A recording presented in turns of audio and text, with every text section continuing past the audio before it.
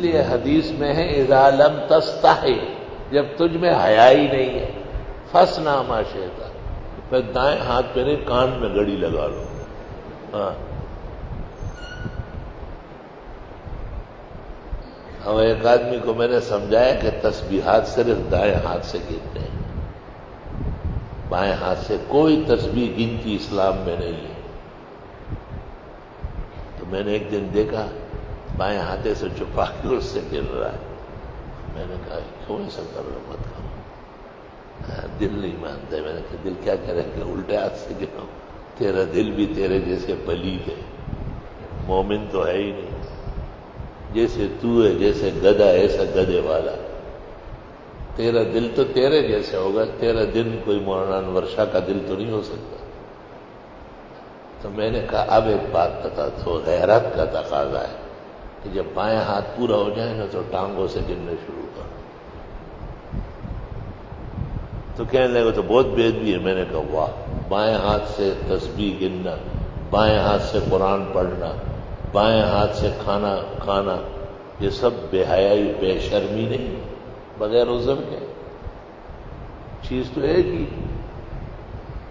تو جو مسائل بیان ہوتے ہیں ان پر عمل کرو، ورنہ گیٹ کھلا پڑا ہے. اپنی خوشی سے آنا اور اپنی خوشی سے جانا. احسن العلوم ایسر علوجا و ایسر خروجا، طلباء میں مشہور ہے.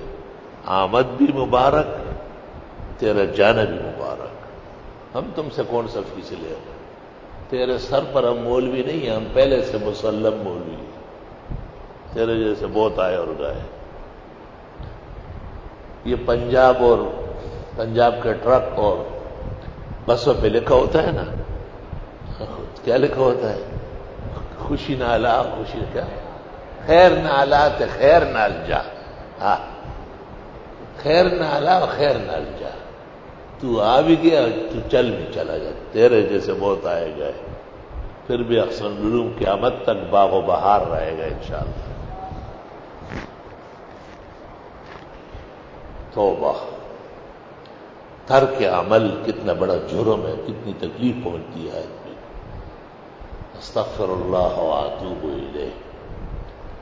حضرت اقدس سید الطائفہ شیخ المشائخ دارالعلوم دیوبند کے پیر طریقت حاجی امداد اللہ مہاجر مکی، بہت شان والے بزرگ آئے آئے.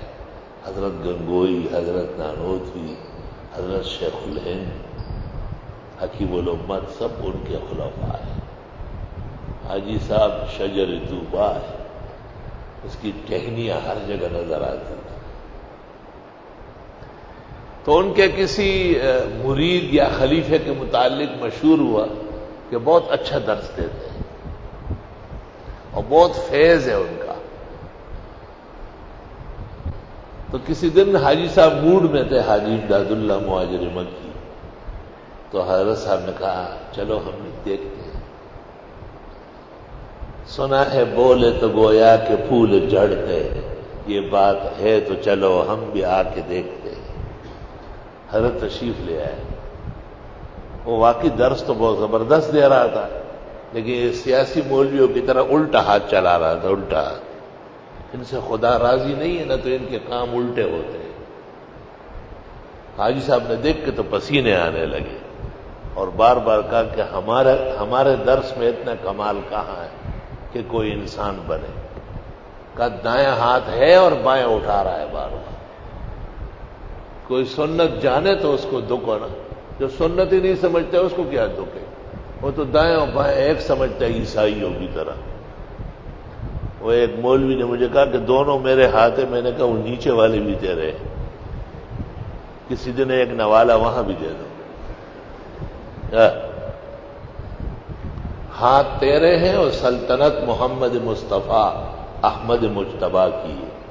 اور آپ نے کہا کہ المومن یأکل بیمینہ ویشرب بیمینہ لأن الشیطان یأکل بیمینہ ویشرب بیمینہ.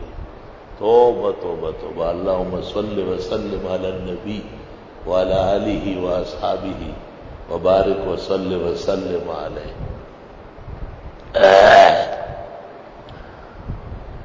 علوم تمام علماء کے پاس ہے، بعض چیزوں کی طرف توجہ نہیں ہے، وہ ہمارے سر کے تاج ہے۔ بڑی مشکل مجھے یہی پیش آ رہی ختم بخاری کے سٹیج پر، کسی اور جگہ یا اور کسی موقع پر مجھے بلاتے ہیں تو خوش ہوتے ہیں، بہت عزت کرتے ہیں کہ آپ کا بیان دعا ضروری ہے۔ مجھے شرم آتی ہے کہ میں خالی بیان کروں اور سچ نہ بولوں، تو میں وہاں 2-3 مسائل بیان کر پوچھتا ہوں ان سے، کچھ مسئلے بیان کر سکتا ہوں؟ کہتا ہاں بالکل۔ تو میں ان کو کہتا ہوں کہ تسبیحات صرف دائیں ہاتھ سے گننے ہیں، پورے دلائل کے ساتھ، اور جن فرائض کے بعد مؤکدات سنن ہے، سنن سے پہلے تسبیحات کے لیے نہیں بیٹھنا ہے، سنتیں پڑھنے کے بعد تسبیحات پوری کرنی ہے۔ اور بٹن پٹی جو ہے قمیض کی، یہ دائیں بائیں پر رکھنا ہے آپ نے، یمین الیسار ہے، اور یہ جو اب تک ہے اتفاق سے یہ صحیح نہیں ہے، اس کو ٹھیک کرنا پڑے گا۔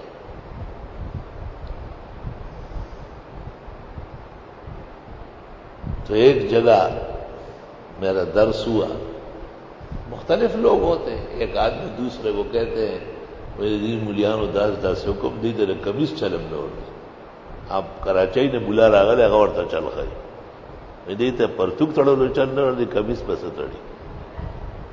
میں بہت زیادہ خفا ہوا، بڑا دکھ پہنچا۔ کیوں کہ میرے مسئلے سے علماء دین پر بے اعتمادی یہ مناسب نہیں ہے۔ میرے وظائر علماء ہو تو ہمارا کام چلے گا، کسی ایک شخص پر تھوڑا ہدایت موقوف ہے۔ چنانچہ اب جب ایسا مسئلہ بیان کرتا ہوں تو کافی دیر تک وہاں موجود علماء کے فضائل اور مناقب بتاتا ہوں کہ یہ علم کے بحور ہے، اور بڑے بڑے دریا ہے، اور بڑے صحرا ہے، اور کیا کہنا ہے ان کا۔ ہم تو ان کے سامنے ایک طالب علم بھی نہیں ہے، کچھ چیزوں کی طرف توجہ ہو گئی ہے، ان کی اجازت سے بتاتا ہوں۔ اللہ اللہ۔ امام طحاوی رحمت اللہ علیہ جب مصر تشریف لے آئے تو وہاں علماء نے ایک مسئلہ بیان کیا تھا، اور اس زمانے میں اس پر بڑی لے دے ہو رہی تھی۔ امام طحاوی رحمہ اللہ نے علماء دین سے ملاقات کی اور ان کو سمجھایا کہ مسئلہ غلط ہے، اس طرح نہیں ہے۔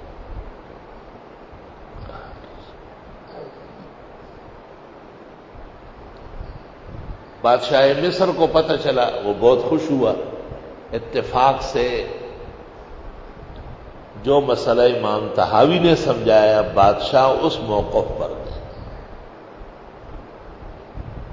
اور علماء دین نے جو مسئلہ بیان کیا تھا بادشاہ کو بھی وہ نہیں چاہیے۔ ایسا ہو جاتا ہے۔ بادشاہ مصر نے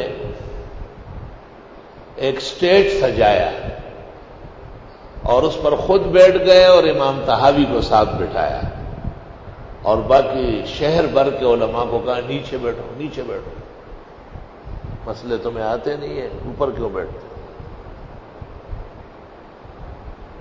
امام ابو جعفر طحاوی رحمہ اللہ نے سوچا کہ میرے مسئلے سے علماء خاک اور مٹی ہو رہا ہے، ہائے ہائے کیا شان ہے ایسے۔ چنانچہ جب سب لوگ موجود ہوئے، چھوٹے بڑے تمام علماء بلد، تو امام طحاوی نے کھڑے ہو کے خطبہ پڑھا اور فرمایا میں نے اچھی طرح غور کر لیا، میرا مسئلہ غلط ہے، علماء صحیح ہے۔ بادشاہ نے کہا اچھا جی، کہا جی اچھا جی بالکل، تاکہ بادشاہ کے دل میں جو حقارت آئی ہے وہ نکل جائے۔ علماء کو ہلکا دکھانا یہ جائز نہیں ہے، اس سے نقصان دین کو پہنچے گا۔ یہ دارالافتاء کو میرے احکامات ہے کہ امام اور قوم کا جب بھی جھگڑا آئے امام کا ساتھ دینا ہے۔ خبردار، امام میں غلطی ہے بلا لو اسے، ہاتھ جوڑو، سمجھاؤ، توبہ کرو، کیا کر رہے ہو یہ، لیکن خبردار کہ کسی امام و عالم کے خلاف تحریر شائع ہو گئی۔ علماء دین دین کے ستون ہیں، آسمان کے ستارے چمکتے ہوئے، انہی کی وجہ سے روشنی اور ہدایت ہے۔ اللہ ہمیشہ قائم دائم رکھے۔ جب بادشاہ اتر کے چلا گیا، امام طحاوی نے مولویوں سے کہا ٹھہرو ٹھہرو ذرا، مسئلہ تم اب بھی 100% غلط ہو۔ میں نے بادشاہ کے دل سے تمہاری بے عزتی نکالنے کے لیے اپنے ذمہ لے لی۔ علماء حیران رہے۔ یہ شرح مشکل کے مقدمے میں امام طحاوی نے خود نقل کیا ہے، یہ واقعہ پورا نقل ہے شرح مشکل الآثار میں۔ تو میرے خاص کر جو علماء ہیں اور ہمارے فضلاء بھائی ہیں، ان کی خدمت میں یہ گزارش ہے کہ ہر سرزمین پر علماء دین کی توقیر اور تعظیم پیدا کرو۔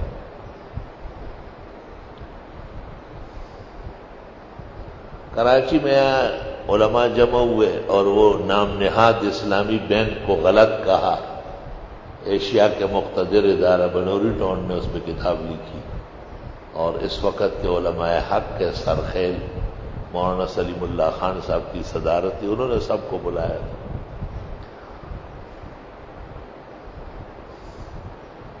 تو اس وقت میں نے 2 تقریریں کی، مولانا نے مجھے کہا آپ تقریر کریں، سارے مفتی جمع تھے۔ ایک تقریر میں نے یہ کی کہ جب مسئلہ بیان کرو تو مسئلے کا خیال کرو، فرد کا خیال نہ کرو، اس سے ڈرو ورو نہیں۔ اور دوسری بات یہ کہی کہ ان سے اختلافات ایسے نہیں ہیں جو اہل بدعت سے یا منکرین حدیث و فقہ سے، ان سے اختلاف اپنے گھر کا اختلاف، ان کا احترام، تقدس اور تعظیم بھی برقرار رکھنی ہے، اور مسئلہ بھی بیان کرنا ہے۔ یہ بہت مشکل مرحلہ ہے، پورا پولیس رات ہے، احد من السیف و ادق من الشعر۔ حضرت مولانا نے دعا دی اور فرمایا آپ کی گفتگو پوری مجلس کا عطر اور نچوڑ ہے، مسئلہ فولاد کی طرح مضبوط رکھو، اور انداز شیرین اختیار کر لو اپنوں کے لیے، بالکل گرماہٹ اور تیزی اپنوں کے ساتھ کوئی کارنامہ نہیں، ان کے ساتھ شیر و شکر رہو۔ خیر ہے پہلے دن نہ منواؤ، دیر لگا دیں، سارے مسئلے ایک دن میں تھوڑی مانے جاتے۔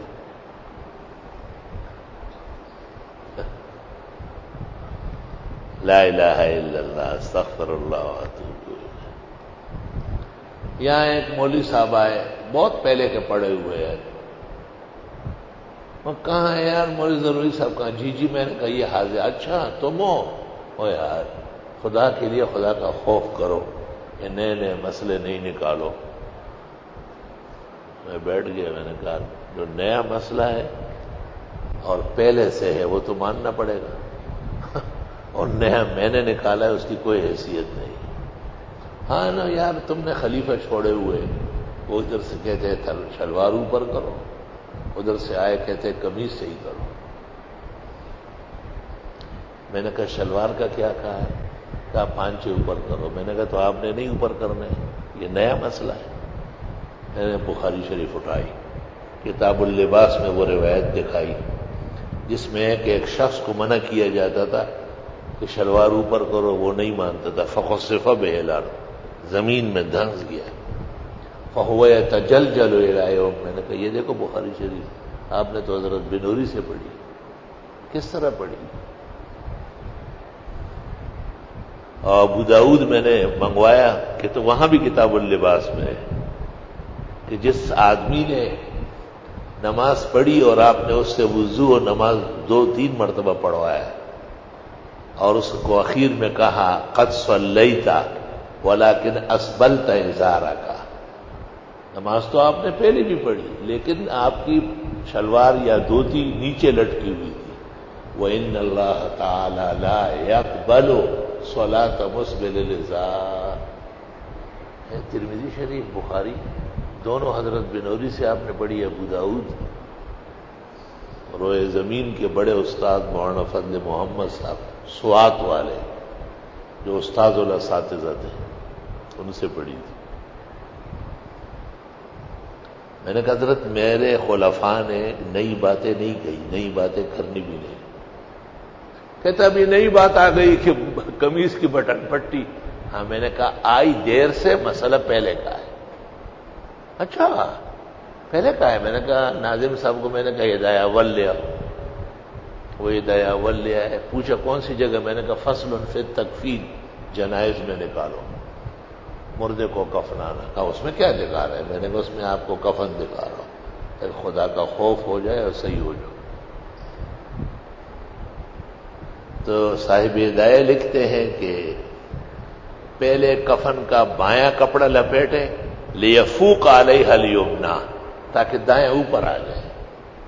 ہو یہ تو مردے کے لیے. میں نے کہا آپ کے لیے بھی آگے دیکھو کیا لکھا ہے، کما کان یلبسہ وہو کان فی الاحیاء. میں نے کہا ہاں یہ تو بالکل. یہ کون سے ہدایہ؟ میں نے کہا یہ احسن لوم میں چھپا ہوا ہے.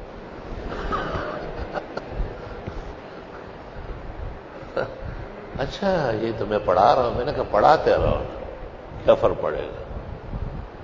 یہ پر جن جن دیو سے اور اسپن گڑن دیو سے صاحب پڑھاؤ لو کس فائدہ تو زان ہونا پوئے. ایسے بمخ کے روان ہے طالب خاور بملاشی اور پکیتا پروت یا دویش کی خالو. یا پڑھاؤ ہی دے، ایسے پڑھاؤ سب پڑھاوے، زان نہ پوئے اور بل پوئے.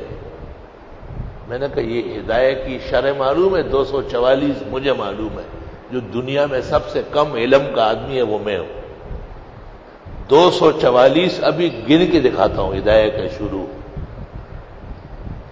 تو وہ یہاں کیا لکھیں گے کہ نہیں کفن الٹا پہنا ہے کیونکہ یہ غریب الٹا پہنتا تھا. وہ ساروں نے یہی لکھا ہے اس جگہ. اور میں نے کہا 1.5 لاکھ فتاوا مجھے معلوم تھے. قاری احسان نے آ کے کہا حضرت کاپی دے دو، 3 لاکھ لکھ کے دیتا ہوں.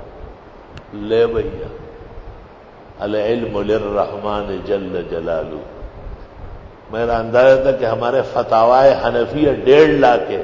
ہمارے ایک دوست ہے، اللہ اسے صحت دے، قائم دائم رکھے، پورے عالم میں اس جیسے صاحب نظر عالم نہیں ہے. اس نے کہا کہ میں انشاءاللہ 3 لاکھ فتاوا کے نام لے کے آتا ہوں. تو جب 3 لے کے آئے گا تو اس کے علاوہ اور بھی ہوں گے.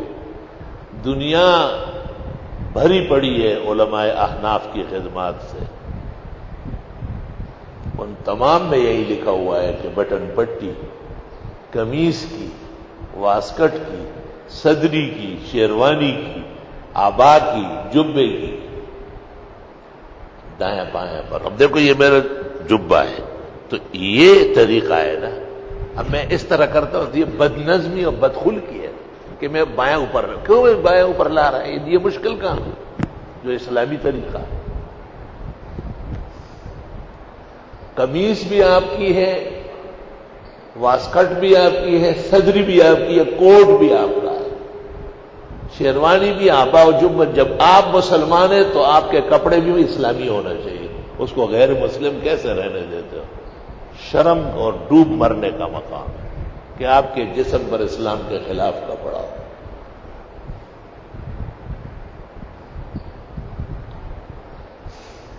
اب 2 مسئلے اور پیش آ رہے ہیں. ایک ہی کسی پرانی قمیص ہے. میں کہتا ہوں پہلے اب چھوٹے تھے شلوار نہیں پہنتے تھے تو اب بھی اتارو گے. کبھی کہیں گے ہاں جی بس یہ ایک باقی ہے. میں نے کہا اگر آدمی 100 گناہوں سے توبہ کرے اور ایک میں لگا ہوا توبہ قبول نہیں. ممکن ہے پہلے آپ کیا کچھ کرتے ہوں گے، اب اللہ تعالیٰ نے توبہ نصیب فرمائی، خبردار کے سابقہ گناہوں کا نام بھی لیا تو ارتکاب تو درکنار.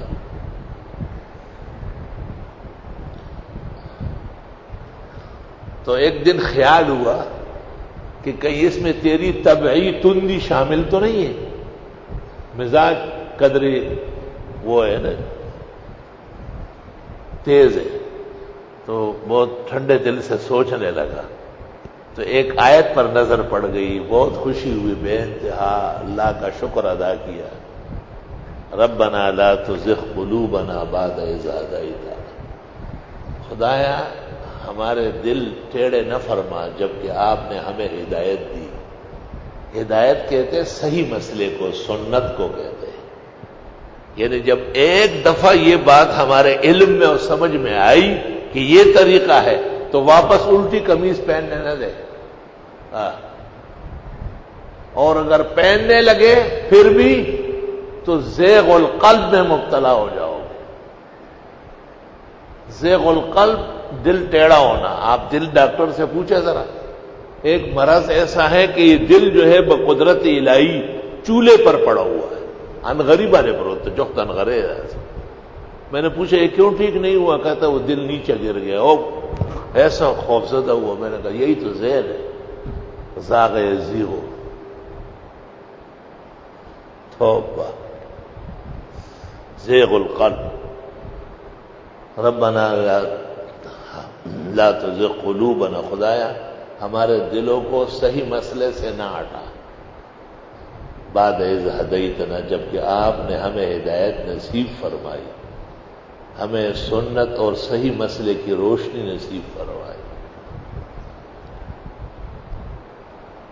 الحمدللہ. تو قمیصوں کو صحیح کراؤ اور بٹن پٹیاں ٹھیک کر لو.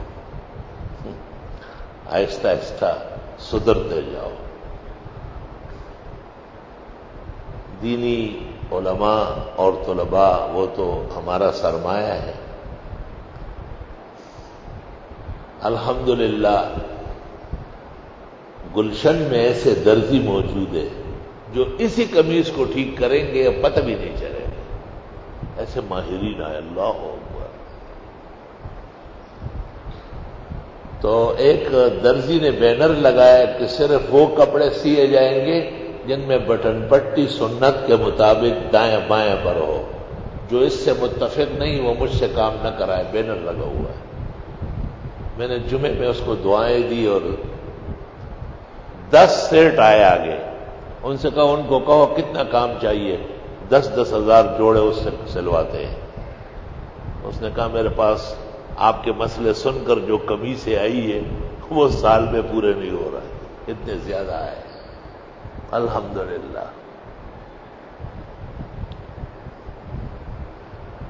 یہاں ایک دفعہ میں نے بیان کیا کہ بھئی یہ جو کپورے ہیں جانوروں کے خصیے یہ حرام قطعی ہے. ہر حلال جانور میں جو 7 چیزیں حرام ہیں، پہلے نمبر پر ذکر اور دوسرے نمبر پر خصیتیں ہیں. یہ حرام قطعی. ہر حلال جانور 7 چیزیں حرام ہیں. تو میں نے کہا ہوٹل والے اس کو نہ بیچیں. حرام چیز بیچنا حرام کاری ہے. رزق حرام ہو جائے. اور پھر میں نے سنا ہے کہ یہ آپ کو کہیں گے نہیں آپ کے لیے دل گردے لاتا ہوں. مگر کس چیز میں؟ اسی کڑائی میں جس میں خصیے پکے.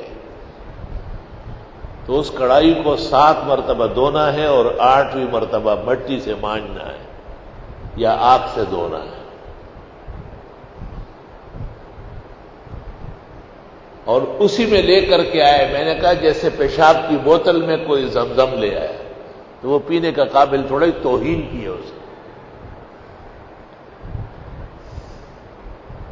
تو ایک ہوٹل والے نے 6 مہینے بعد بتایا کہ میرا ہوٹل خسارے میں تھا اور میں بس سوچ رہا تھا کہ سال پورا ہو جائے تو بھاگوں گا. لیکن جب سے میں نے وہ کپورے جس کو یہ لوگ ٹٹے کہتے ہیں وہ بیچنا بند کر دیا تو میرے ہوٹل نے اتنا فائدہ 6 مہینے میں دے دیا. میں نے کہا حلال خوروں کے ساتھ اللہ کی مدد و نصرت ہے. حلال خور اور حرام خور اور حرام چور. حرام خور وہ جو یہ گندگیاں کھاتے ہیں اور حرام چور وہ جو جانتے ہیں وہ بتاتے نہیں. حرام چور وہ ہے. وہ ہمارے 2 بزرگ تھے. ایک قاضی انوار الدین صاحب تھے کوڑا کھٹک کے. ایک حضرت مولانا شیر علی شاہ صاحب تھے جو اقسام العلوم میں 3 سال استاد الحدیث تفسیر رہے. دونوں رائے گئے تبلیغ جماعت کے آخری دعا میں. واپسی پر لاہور لوگ جاتے ہیں. کھانے کا ٹائم ہوا کسی اچھے ہوٹل میں بیٹھ گئے. ان سے کہا کیا کیا ہے؟ اس نے یہ بھی بتایا کہ یہ چیز بھی تیار ہے. قاضی انوار الدین نے کہا شیر علی شاہ آج تھوڑا سا چکھ نہ لے کہ پتہ تو چلے ہے کیا.